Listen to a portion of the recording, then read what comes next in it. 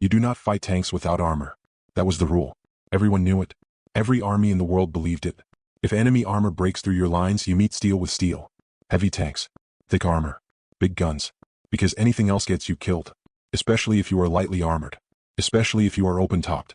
Especially if the enemy is German.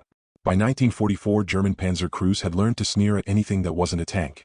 They called American tank destroyers jokes. Thin-skinned. Undergunned. Easy kills. Vehicles that burned fast and died loud. Even many American commanders quietly agreed. Tank destroyers weren't supposed to duel tanks. That was doctrine. They were meant to ambush, strike, and disappear. Speed over protection. Firepower over armor. Mobility over survival. On paper it sounded clever. On the battlefield it sounded suicidal. Because German tanks didn't play by your doctrine. They advanced when they wanted. They attacked where they wanted. And when they did, lightly armored vehicles died.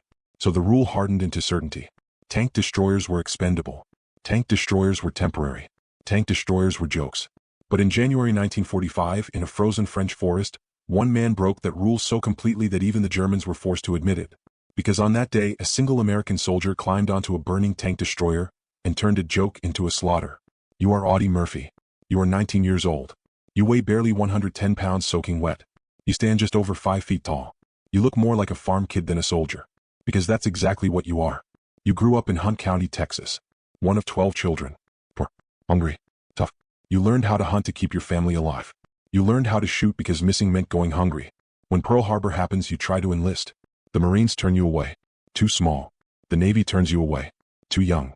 The Army finally takes you. And war takes everything else. By 1945, you've already survived Sicily, Salerno, Anzio, southern France. You've been wounded 3 times. You've watched friends die feet away from you. Now you are a staff sergeant, acting platoon leader.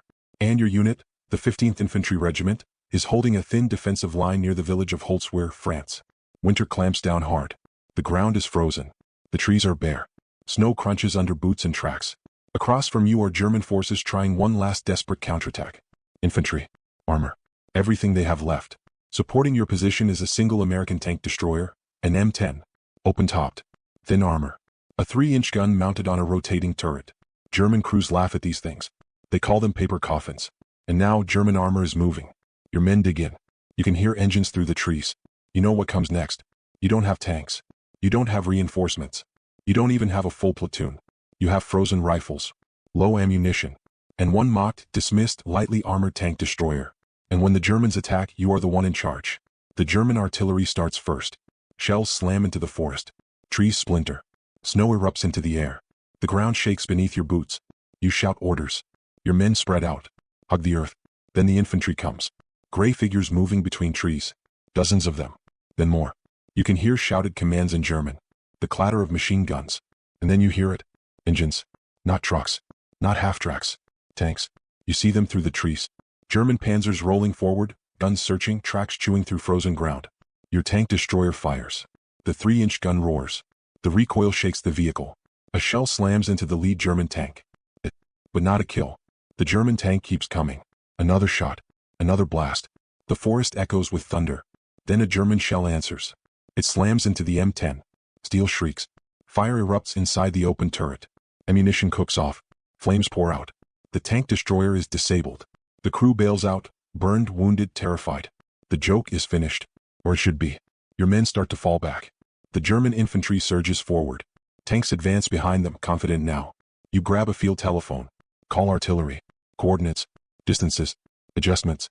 Rounds begin to fall. Explosions tear gaps in the German ranks. But it isn't enough. You see your men pulling back. You know what happens if they break. The Germans will roll straight through. You order them to withdraw to the woods behind you. Someone has to stay. Someone has to hold the line. You tell them to go. Then you turn back toward the burning tank destroyer. The flames roar. Smoke pours into the winter air. Ammunition inside detonates with sharp cracks. You climb onto it anyway. On top of a burning M10.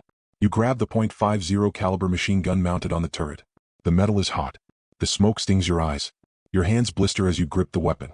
German infantry is advancing at 100 yards. Then 90. Then 80. You open fire. The .50 caliber roars to life. Each round punches through bodies, trees, cover. German soldiers fall. Others dive for the ground. They weren't expecting this. German officers scream orders.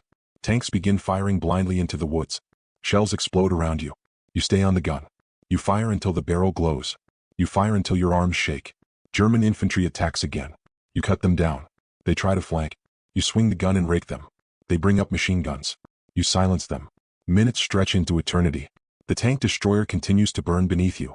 At any moment it could explode. You do not move. At one point, a German tank turns its gun toward you. You call artillery again. Come. Precise. Adjusting fire while standing in the open. Shells land closer. Closer. Then direct hits. The German tank stops moving. German infantry begins to pull back. Then they try one final push. You fire until the .50 runs dry. You switch to your rifle. You keep firing.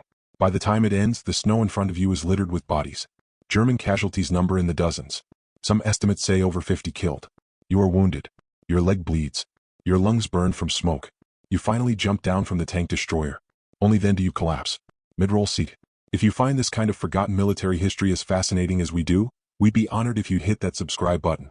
We believe these stories of courage, sacrifice, and tactical genius deserve to be told. And by subscribing, you help us ensure they aren't forgotten. What the Germans didn't know was how much this moment mattered. That single stand stopped an entire counterattack. It saved the flank of the 3rd Infantry Division. It preserved the line during a critical phase of the Alsace campaign. German commanders reported unexpected resistance from light forces. They overestimated American strength because of one man and one burning tank destroyer. And the reputation of tank destroyers changed. Not because they were suddenly heavily armored, but because, when used aggressively, when combined with infantry, artillery, and audacity, they could dominate. Doctrine shifted. Confidence grew. And the Germans stopped laughing. They began to fear ambushes. They slowed advances. They hesitated. All because a weapon they dismissed had just humiliated them. Audie Murphy survives the war. He becomes the most decorated American soldier of World War II. He receives the Medal of Honor for this action. After the war he struggles. Nightmares. Trauma. Silence. He dies young. Just 45 years old. Today his name is etched into history. But the machine he stood on, the tank destroyer they called a joke, deserves to be remembered too. Because it wasn't the armor that mattered. It was the man. If this story moved you, please hit that like button. Every click tells the algorithm this piece of history is worth remembering. We're dedicated to rescuing these forgotten stories from the archives. If you want to join us on this mission, please subscribe and turn on notifications. Where are you watching from? Drop a comment with your city or state and tell us if someone in your family served. Thank you for ensuring that Audie Murphy and the men who fought beside him do not disappear into silence. They deserve to be remembered.